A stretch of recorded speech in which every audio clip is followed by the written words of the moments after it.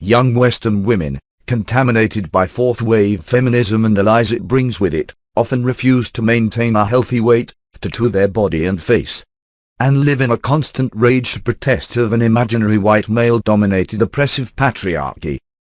They eventually grow older and by their 30s or 40s, begin to realize the irreversible misery, health issues, loneliness, poverty, and self-inflicted oppression they have chosen for themselves.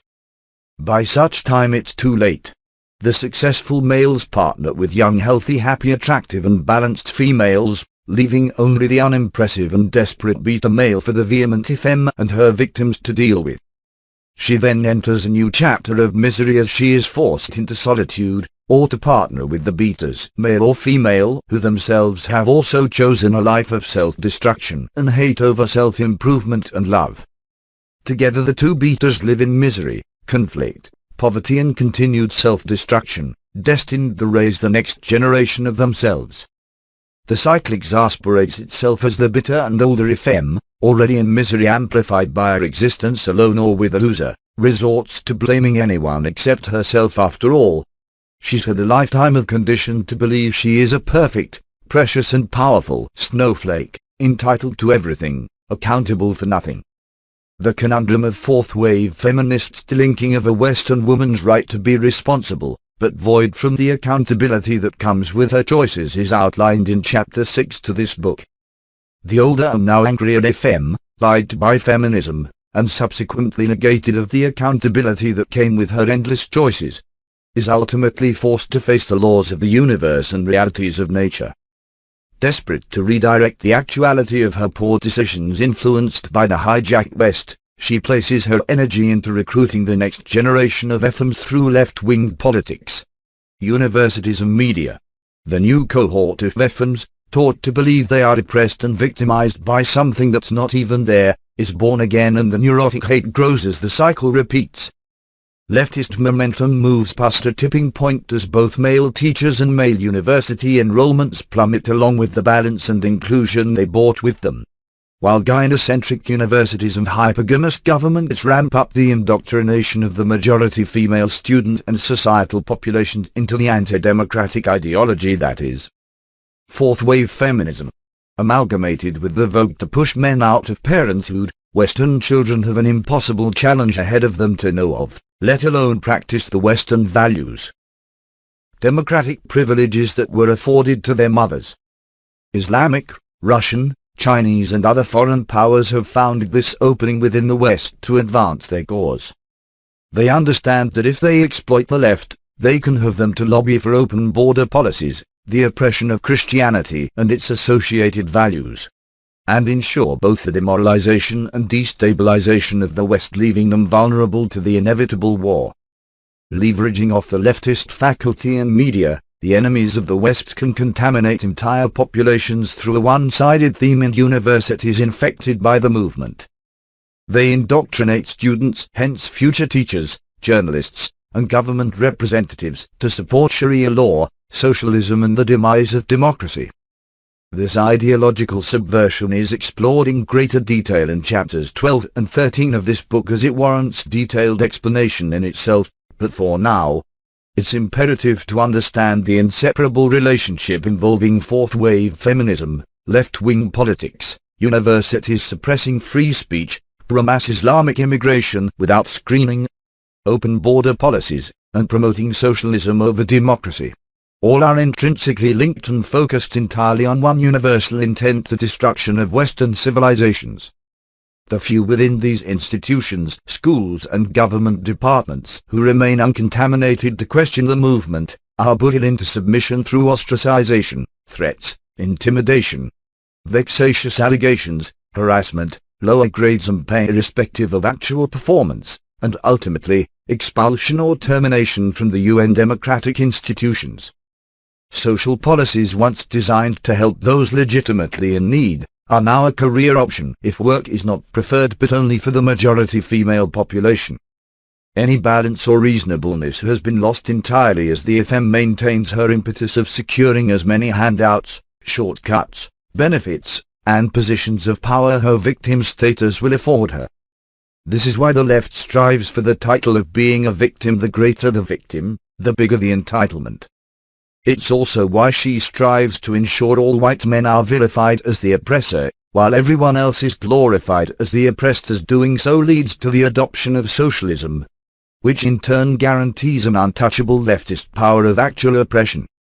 Both male and female students at universities and more seemingly the workplace face legitimate consequences for not submitting entirely to the narrative of the left.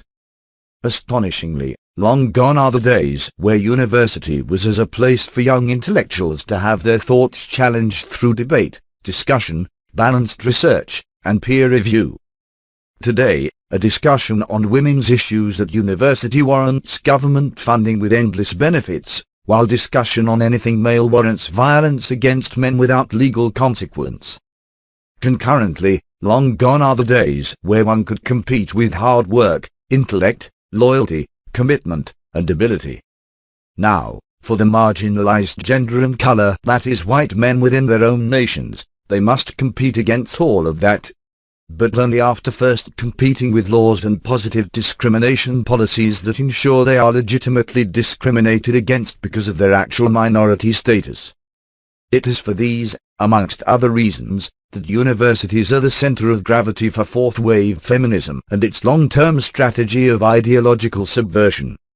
Throughout the West, extreme hippie leftists of the past are the teachers and professors of the present, while self-proclaimed entitled victims begin to dominate positions of power to meet a quota that guarantees neither ability nor performance is ever a prerequisite to doing the job.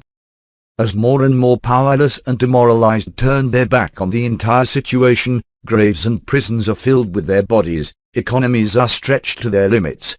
Boys are drugged by the feminized state, defense forces are fiscally and physically weakened, the family unit is decimated, and domestic and international terrorism spirals out of control with no one there to stop it, whilst the white man is deceitfully blamed by the ungrateful and entitled Efem for all of it. Further, depression, poverty and homeless rates for women skyrocket, civil rights and freedoms of speech are gradually eroded, Western birth rates decline, and post-birth abortions, infanticide is adopted. All of it is the perfect weapon of war against an otherwise unstoppable allied force, and all of it begins with the contamination of Western universities, infected with the social cancer that is fourth-wave feminism. Top 10 reasons why not to attend university. 1. Free knowledge elsewhere. University used to a place where the passage of knowledge was delivered from one person to another. Beyond a mere library, universities were an archive of interactive information with expert and impartial conveyance. Today, information is freely available to anyone without the olden-day requirement of university enrollments, acceptance, attendance or steep fees. While entire libraries themselves are digitized and available to anyone with an internet connection, the World Wide Web itself has become a super library of information with material on anything about everything for everyone. Further, the knowledge outside the curriculum of a politically focused university campus is as broad as it is balanced. Whereas one web source will argue the pros of any one topic, there are equally other sites that argue the cons, or vice versa.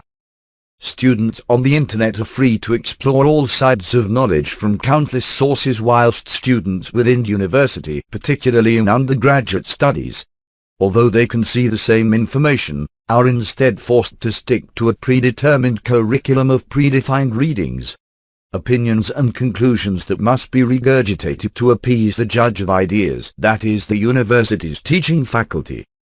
2. Suppression of ideas.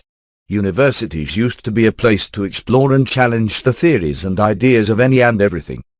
That is no longer the case, as universities continue to ban anything that challenges a theory that may result in someone's feelings being hurt. Free speech is now labeled as hate speech, as an ever-growing university population of snowflakes resorts to violent tantrums as soon as feelings are subjectively hurt. History, data, statistical analysis or biological facts that could and should be explored are now suppressed to ensure feelings are positioned before facts. With the suppression of facts through the prioritization of feelings, University students graduate with a lower level of social, emotional and intellectual ability than when they first entered. Essentially, this leads to a graduate being more close-minded and less capable than when they first started their tertiary indoctrination that was disguised as an education. 3. Striving to be unqualified. Unless the qualification is specifically within the fields of STEM and possibly law and teaching, the paper qualification issued by a university is no longer valued by the market. Corporations realize through the truth found in the markets that a student who has graduated in gender, women's or business studies, art, or social sciences bring little to no value to a real world of commerce, competence and competition. Irrespective of the university attended or price paid, outputs speak louder than a piece of paper. As the universities themselves operate to increase their profits over the education of their students, intellectual ability takes a lower priority over enrollment numbers. To appease the distorted market of education, entry standards are lowered to increase high-paying customers, student grades are manipulated to compete in university rankings, and free thought is suppressed to avoid negative press from the left-wing dominated media. Even the completely gender-neutral STEM courses are now infected with fourth-wave feminist ideology. Mathematical facts in science, technology, and engineering are to be abandoned by the West to appease the Efem's incongruous and nonsensical shrieks. Courses that used to provide citizens with an opportunity to contribute to society are more increasingly becoming courses that provide graduates with nothing more than debt and an ability to cry for compensation under the banner of oppression, sexism, racism or any other form of self-proclaimed victimization that leads to an entitlement of compensation paid by the evil white man. 4. Opportunity cost and the cost to be unqualified. Excluding STEM qualifications, notwithstanding those as mentioned earlier, attending university is beyond reasonable and comes in two forms. Firstly, there are the tangible expenses that include fees, books, field excursions and in some cases, the cost of being forced to live on campus in a monopolistic market. Secondly, the opportunity cost of what could have been earned during that time, and then later leveraged upon exponentially. University is no longer about education, but rather, the institution itself making as much money to gain as much status as possible. The function of senior university management is primarily, if not entirely, about raising money as opposed to improving education. Unlike any other business within any modern society, universities hold for unmatched legal and financial privileges. A. The right to put anyone into debt, including minors, without means testing or a legitimate loan application. B. The immunity from debt insolvency through the declaration of bankruptcy by the person holding the debt. That is, no matter what happens, unlike any other debt, student debt will always be owed. C. The right to select its international customers and subsequently grant them with visas on behalf of a nation. And D. The right to influence a government's decision-making policies outside normal democratic procedures. All of this is the perfect recipe for the exploitation of unqualified, young and uneducated customers while promoting corruption through influencing domestic governments through emboldening foreign powers. With so many students graduating in debt, unemployed and unable to use their so-called qualifications to find meaningful, let alone any employment, the financial freedom that university used to provide does the complete opposite by enslaving millions, particularly women, into a life of poverty and debt. We only get one life and one time to be young. Excluding mature-aged and postgraduate students, most people who attend university do so at the prime of their lives. Between the ages of 18 and 24, most of us have higher levels of energy, courage and a capacity to learn. It's during this time that long hours and taking risks have the least impact but greatest rewards. For example, taking a shot at building a business when you're 20 with no kids and no mortgage means you have less to lose if it all goes south. Conversely, a 30-year-old with kids to feed and loans to pay is less likely to take such risks as the associated failure has a greater impact on more people.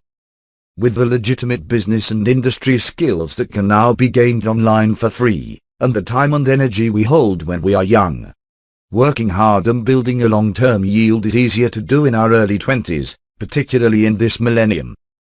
Comparatively, attending university redirects this time and energy into gaining significant debt for a certificate that can rarely provide a return on investment.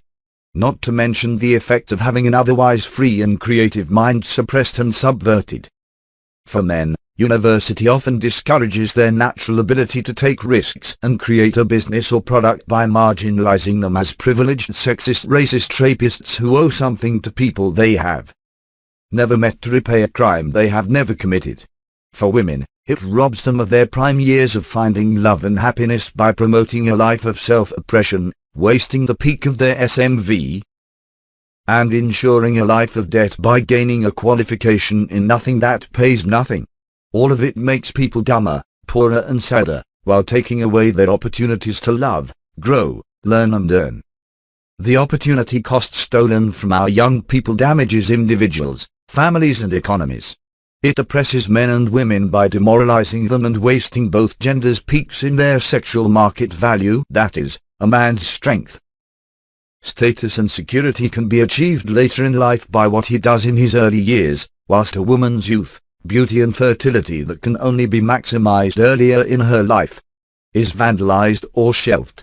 What could be used by both genders to build a future life of synergy, love, happiness, success and symbiotic relationships, instead normalizes men to be more like women and women to be more like men, as well as bullying women into choosing a life of undesired careers and unpaired parenting.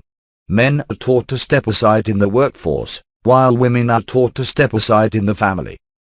Both outcomes result in non-synergistic relationships, a decline in efficiency in the workforce, a decline in fertility rates, the destruction of the family unit, children denied a father, and ultimately, solitude and poverty for everyone, but especially women and children.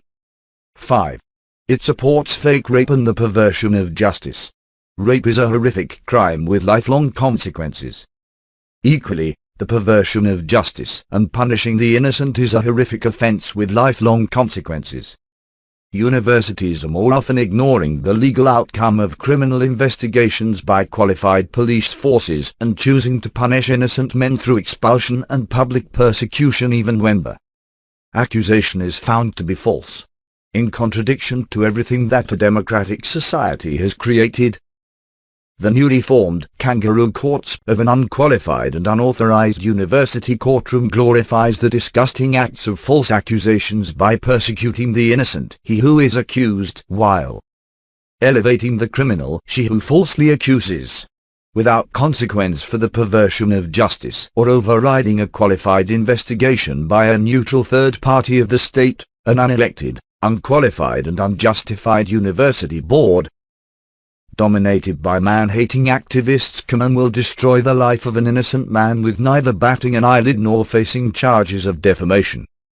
Beyond destroying the lives of innocent men globally, they compromise the word of real victims of rape as more and more come to understand the danger and absurdity of always believing a woman's word, even if it's an undeniable lie that destroys the lives of the innocent. A man accused of rape at university is not only guilty until proven guilty, but he's also branded as guilty when proven innocent. Irrespective of what a qualified police investigation finds, let alone an actual admission of lies from the female accuser. A male student falsely accused of sexual misconduct by any female student will lose his reputation, his career, any money he's already paid for his education, and very likely, his mental health for years to come.